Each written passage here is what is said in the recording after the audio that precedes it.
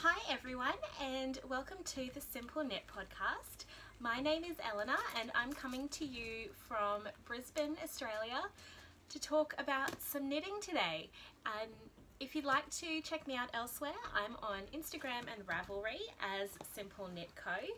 And if this is your first time checking out the podcast, thank you so much for spending some time with me today. And if you're coming back after watching the first couple of episodes, I'm really glad to see you again. I hope you're all keeping really well. I am doing the best I can. I'll show you my moon boot. That's been the biggest addition to my life recently. So much more comfortable than plaster, but nothing is free from sweat when it's a million billion degrees like it is here at the moment. It's a beautiful sunny day, but it is very windy. If you hear something that sounds like a cage rattling, that's all of the windows rattling in the frames, because this is a pretty old house and it is bananas. It's really windy at the moment, but it is, yeah, beautiful, bright blue skies. Can't complain.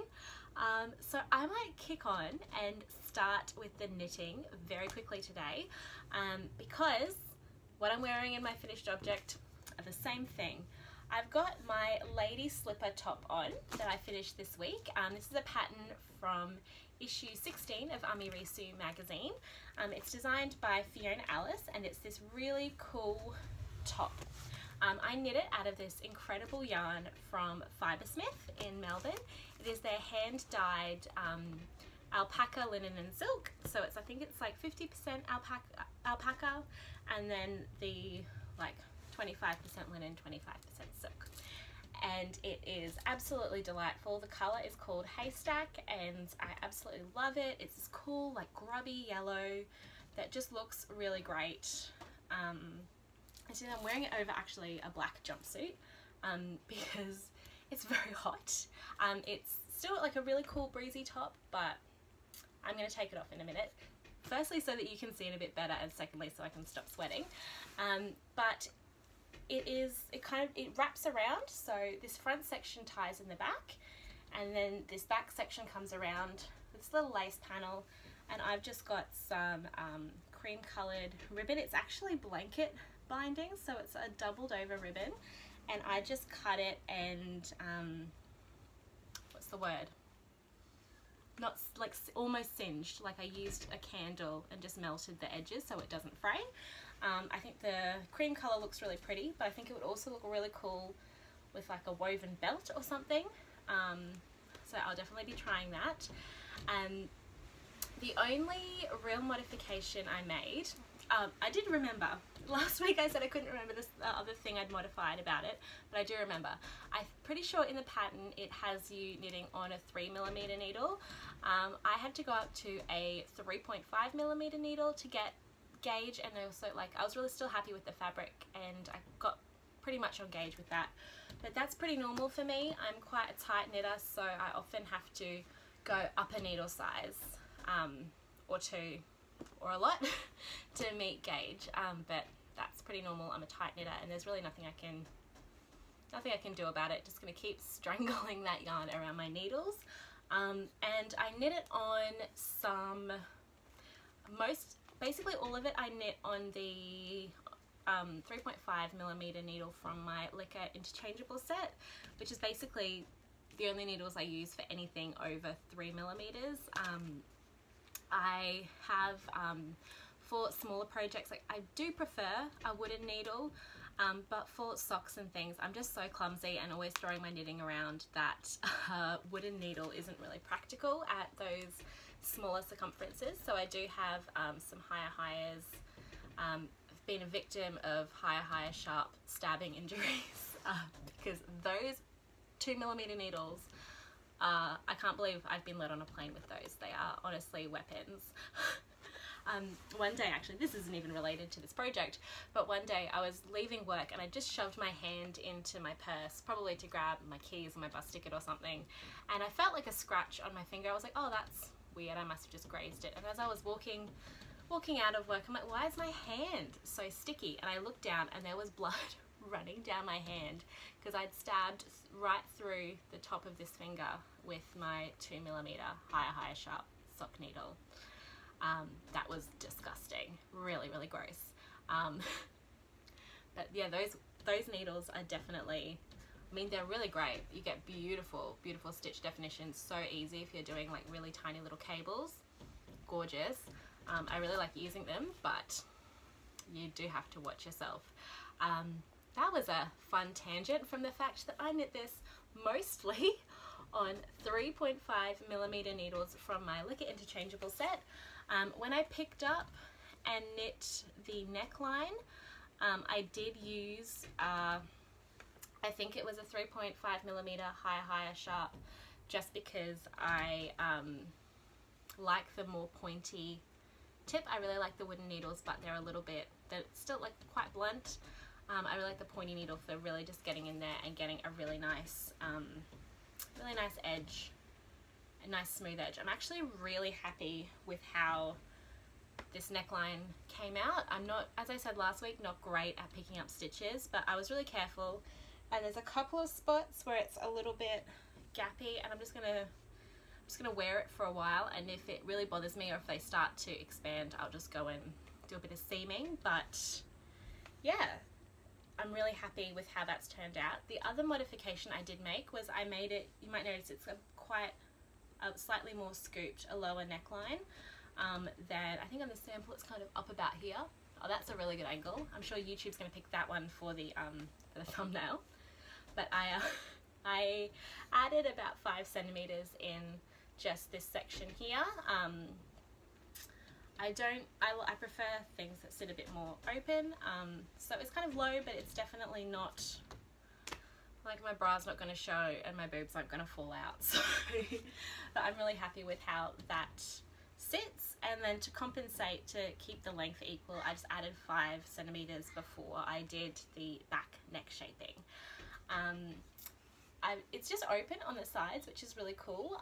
The front piece has I-cord around the bottom with little tabs that I'll show you in a second, and that ties all the way around the back. And because it's quite wide, as you can see, there's no armhole shaping, but it does have quite a sleeve on it. The front, it does almost meet in the back. I knit the size medium. If I wanted it to be a little less sleevey, I probably could have gotten away with the small, but I'm really happy with the size of it.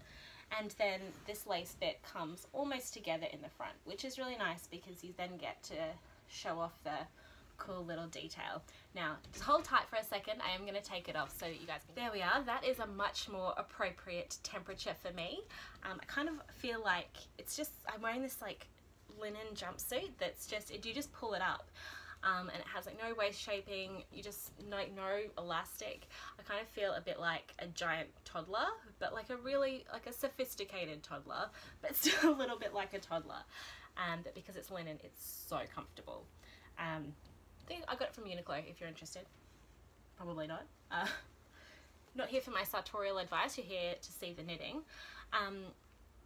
This is kind of how it looks when it's not being worn by me. As you can see, it's super wide, this rectangle, and there's the little I-cords that tie around the back.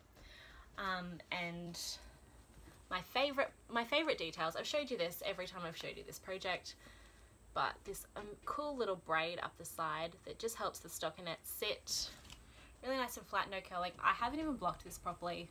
I think I talked last week about how I am like a bit of a swatching maverick. I'm also like a very laissez-faire blocker. I block things and I'm like, wow, this works really well, but I will often wear things a bunch of times before I actually block them. The other detail I really like is around the stitch that you did around the neckline. So after you finish, seam it together at the shoulders, you just pick up stitches and then just knit on a bind off, like knit on a knitted bind off, so that really you just get that really fine detail around the neck that just helps it to sit nice and flat, holds the stitches together. Because, and it probably would have been like this anyway, but especially because I added a little bit of length at the front. The neckline was just a little bit floppy, wasn't really happy with it, and I wasn't sure how just like this one row really of a knitted bind off was going to hold the hold it all together. So I kind of thought, oh, I'll start it and see how it goes. And after I started it, I was just absolutely stoked with how it turned out. So as you can see, that's the detail there. That's what it looks like, and it has done, I think, probably helped by the fact that I didn't pick up quite as many stitches as I should have, just because I knew I wanted it to be held together a little bit more structure around the neckline, because it was a bit lower. I didn't want it to be kind of too floppy. I really wanted it to just stay in place.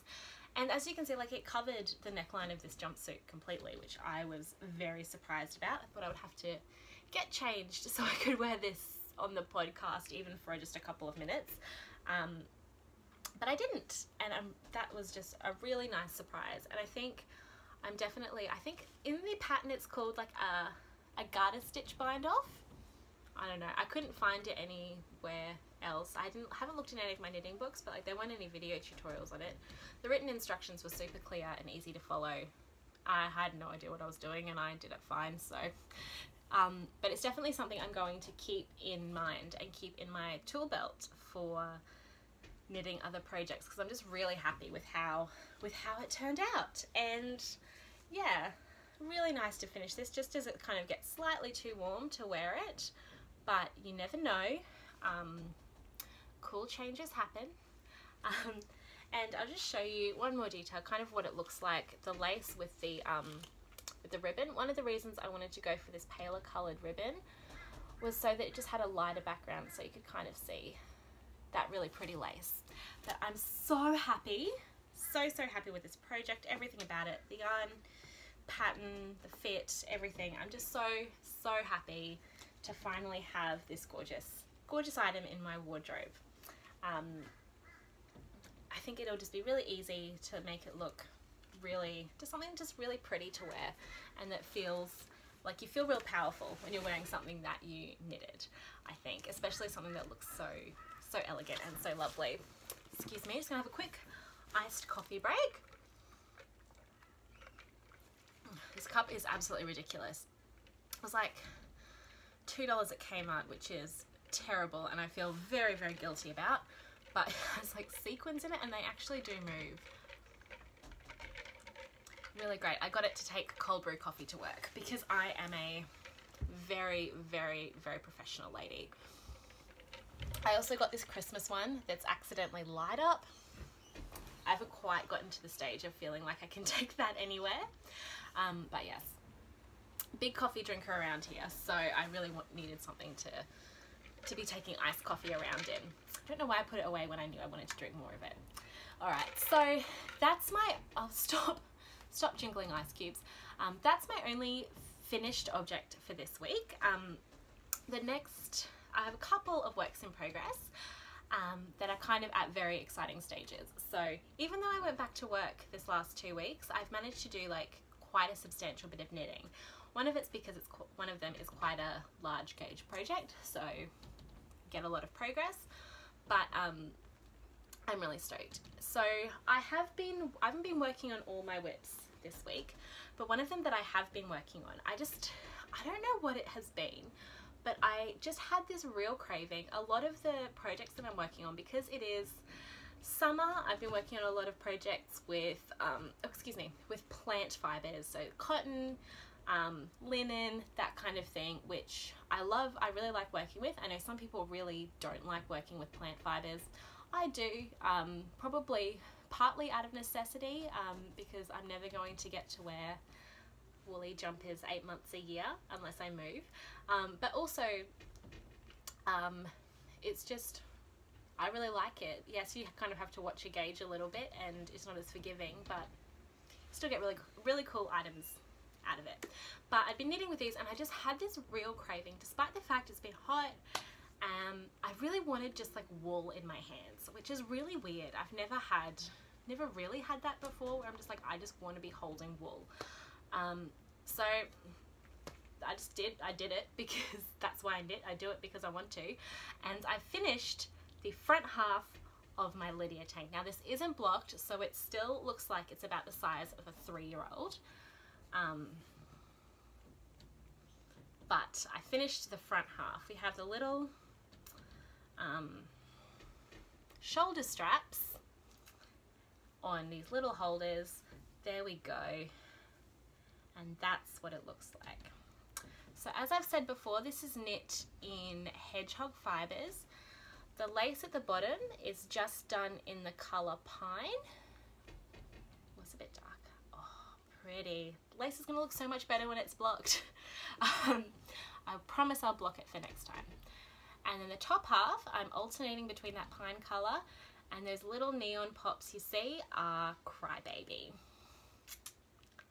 And I'm so happy. It's so, as I said, it is like toddler sized. So there's probably not going to be a lot of teensy bit of negative ease in the bust area. But that's fine. It's very low at the back, so that'll be fine.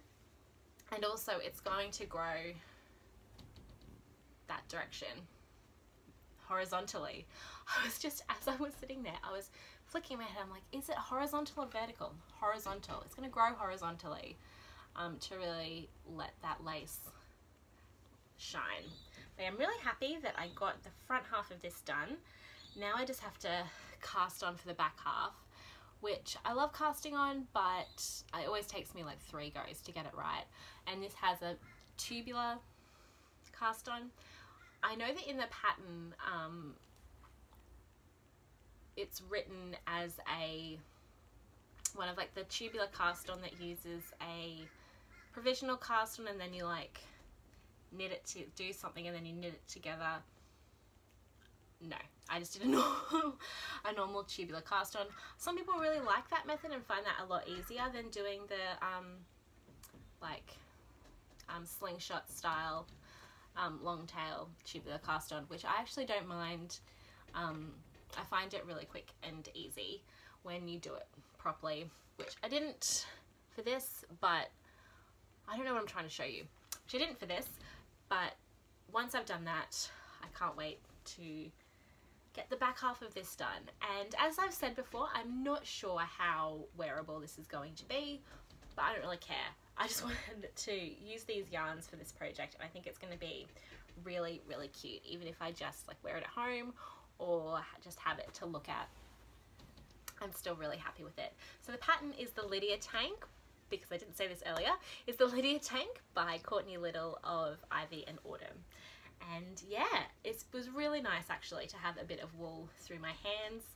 And then after kind of getting this half finished, I really felt motivated again to knit on one particular of my plant fiber projects, which I'm going to show you right now.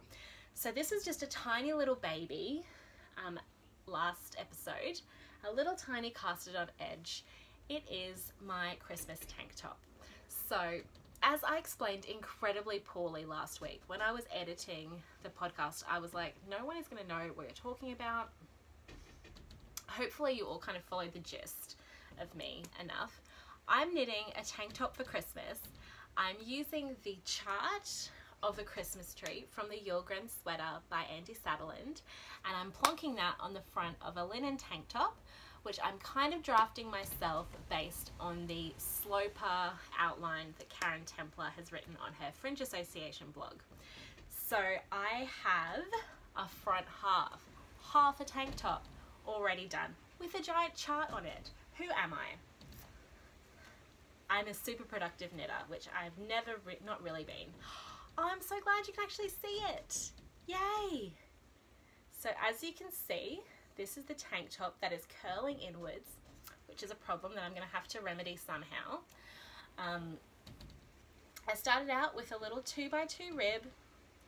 The body is in reverse stockinette so that this really cool Christmas tree chart really shines. I was a little bit worried because there is some cabling involved in this, that because this is a cotton linen blend yarn, I wasn't sure how the cables were going to sit, but as it's all kind of finished and in place and hanging, and actually hanging as the garment will hang. It looks so cool. I'm so happy. So basically what I've done is I've made like a v-neck, just a v-neck tank top. If you use your imagination, this is kind of what it'll look like when I'm wearing it. Which I was a bit worried about how long this part was going to be, because I'm kind of mishmashing a few patterns together, and the Sloper pattern by Karen Templer is more of like an outline to create your own garment than a step-by-step pattern. There was lots of thinking and adding up involved, and I'm really stoked that it's come out looking so cool. Yeah, it's not perfect. As I was knitting it, I'm like, this is gonna look really arts and craftsy, and that's something that I think was like an internalized prejudice that I really needed to confront within myself, that, you know, we make garments for ourselves, but there's this kind of like stigma towards like self-made garments, that you're gonna look like some weird grandma with a huge intarsia sweater, like, which there's absolutely nothing wrong with, and I love intarsia, so I don't know why I have a problem with it. Actually, the second jumper that I ever knit, that's actually the first wearable jumper that I knit, it has a giant intarsia heart on it, and I still wear it all the time. So there's kind of this weird prejudice within myself that like, you want to make garments for yourself, but you don't want them to look like you made them. You want them to look like professional and stylish and cool, which is also fine, and that's definitely how I feel like about my lady slipper tank. I feel really stylish and cool, and I just feel like a superhero that I was able to make a garment that looks so professional and so cool that I made it myself.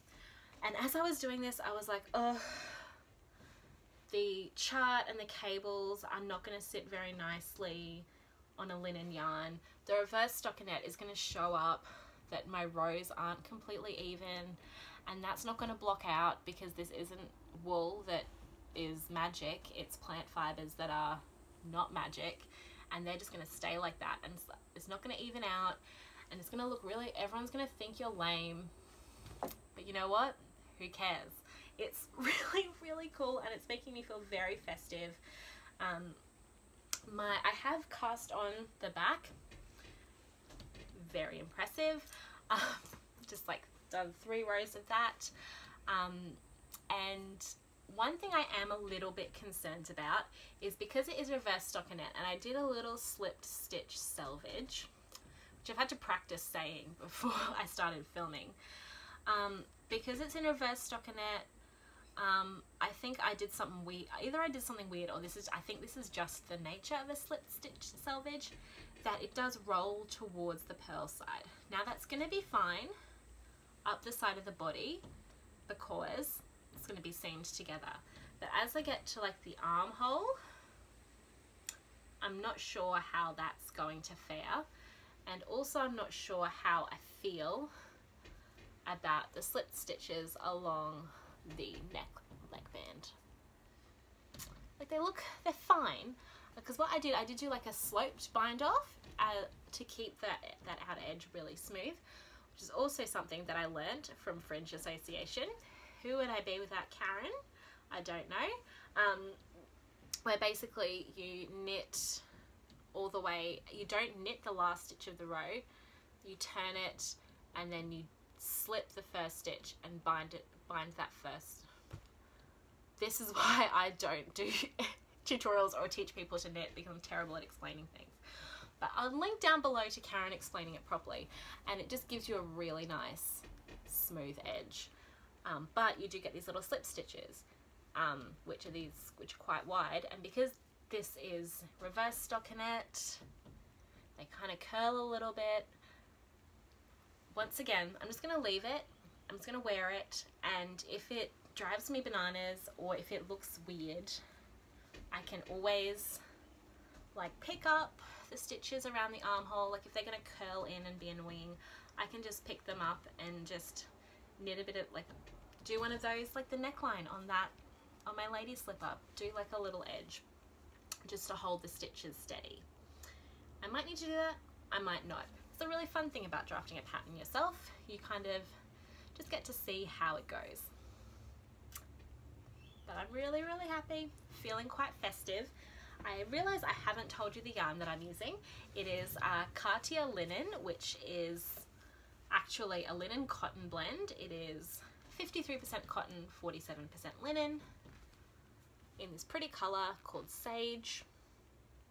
That's what it looks like in a little skein. But yeah, so that's basically the projects that I've been working on the last couple of weeks. And it's really cool when you're not knitting on 1,000 things, because you can really see progress on the couple of projects you are working on. So before I let you go today, I did want to talk about the gift knitting that I'm going to be doing this year for Christmas. So I didn't really want to do much gift knitting this year because I don't like knitting for other people. I have things that I want for myself, and my knitting time is kind of my time. I mean, all my time is my time, but my knitting time really is my time, and I just want to be doing things that I want to do. Make garments for myself. I don't care. But I do want to make some little gifts for my co-workers. Mostly, yeah, I think it's mostly just for my co-workers. I might make a couple extra. I was gonna do this last year, but I changed jobs just before Christmas, so it got a bit weird with do I give gifts to people I met a week ago? So it was, I planned on doing this last year and I didn't do it. And so in about September of this year, I was like, yes, I'm gonna do it. It is now the 20-something of November. Have I started? No. So what I'm going to do is use a pattern that is available on Ravelry. It's by LEWINSKI, and it's called, I think it's like the MITTEN Advent Calendar. Now I saw these floating around on Instagram somewhere last year, but basically the pattern has 24 little tiny mini mittens. They're really cute, and they're written to kind of that you can do to make your own advent calendar. So you'd knit like 24 mittens and put them up on a garland, and it makes a really cute advent calendar. I think if you had kids and you wanted to put like little gifts or little challenges or little thoughts in them for every day, it would be a really fun way to do an advent calendar. But they're also just real cute little mittens. So they're just knit and fingering weight yarn, real tiny, just little colour work. And what I'm going to do is use some of those charts, but just take the little numbers off, because they are numbered 1 to 24 for Advent, but I'll just take the numbers off, which you just use one side of the chart. And I got some real inexpensive cotton acrylic yarn from Spotlight in these colours. I'm really not sold on this green as a Christmassy green. The red, the grey and the white, really nice. The green's just a little bit too, this is the closest to like a dignified Christmassy green that they had. I might just use it for some details, but I'll mostly be using these 3 colours. I'll link to the pattern below. It's really nice. I think they're really small. In theory, quite quick to knit. I don't love knitting colour work, but whatever. And probably what I'll do is I'll end up seaming the top closed, and then just doing like a little I-cord or a little crocheted loop so that people can hang them on their Christmas trees. I think that'll be a really nice thing to do for people for Christmas, because I do like my co-workers very much, so I want to do something nice for them. The other one last thing, that was the last thing I was going to talk about, but the other last thing is, as I was saying earlier when I was talking about my LYDIA tank, I've just had this craving to be knitting with like wool, and to be knitting something really substantial, which I don't know, is there some part of me that just wants to melt? I don't know, but I'd been thinking about this for a little while, that I really was craving knitting something really like substantial and woolly. And then the yarn shop, Yarn and Company from Melbourne are doing a make along throughout, I think it's December and January, maybe it goes into February, but basically across the Australian summer, knitting a garment in preparation for winter. So knitting something really cool and woolly, with lots of cozy details in preparation so that when winter comes around you have a gorgeous garment to wear. And this really, I'm not 100% sure if I'm going to participate or not. I kind of have to think about it a little bit, think about what my time's going to look like. I do have some other things that I need to be knitting, but as I said, who cares? I just knit what I want to knit. The proviso is that you have purchased the yarn from their shop, which is fine. They stock a bunch of really lovely yarns, and there are a couple of projects I've been thinking about. I think I want to use either Quarry or Shelter by Brooklyn Tweed. For some reason, that's all that's what I've been thinking about, is like I just want like a thick Brooklyn Tweed yarn in my hands. It's 1,000 degrees. It is so humid. Why? I mean, I did make a joke the other day that it kind of means that you're knitting when your hands are sweaty, you're knitting blocks as you go. Linen definitely gets soft really fast when you knit when you're really sweaty. But I've just had this real craving to be knitting something in Brooklyn Tweed, which is ludicrous. But there are a couple of patterns that I was looking at. I think either I want to knit, there's this cool like short sleeved cabled cardigan in Quarry. I think it only doesn't use very many skeins of it actually. It's called Ginsberg by Nora Garn.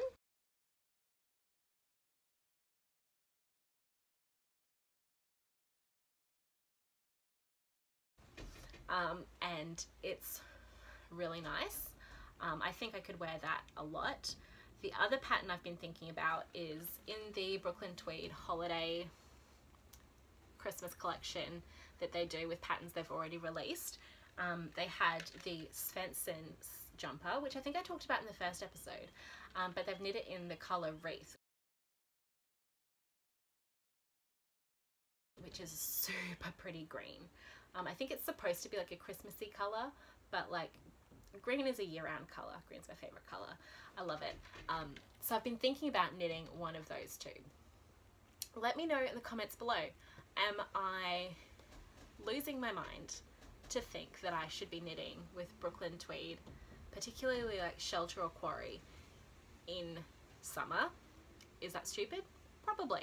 Am I going to do it? Probably. Do you ever do that? Do some like completely non-seasonal knitting? I think it's kind of a longing for the state that you're not in, which is a very interesting thing we do. It's like with your hair. If you have straight hair, you want curly hair. If you want curly hair, you want straight hair. If it's summer, you wish it was winter. If it's winter, you wish it was summer. We're trying to bring about the season that we wish for with our knitting, which is not possible. Knitting is pretty amazing, but it can't move time. And also I think maybe it's partly Instagram's fault that a huge proportion of the world's population lives in the Northern Hemisphere, and it's real chilly up there at the moment. So you're getting a lot of that kind of inspiration and stimulation into your eyes, and you kind of just want to make what you're seeing, which is totally valid as well. So I will let you know in a fortnight what I've decided to do with all of that. But encourage me, discourage me, whichever you think is the appropriate direction, in the comments below. Let me know what you're knitting.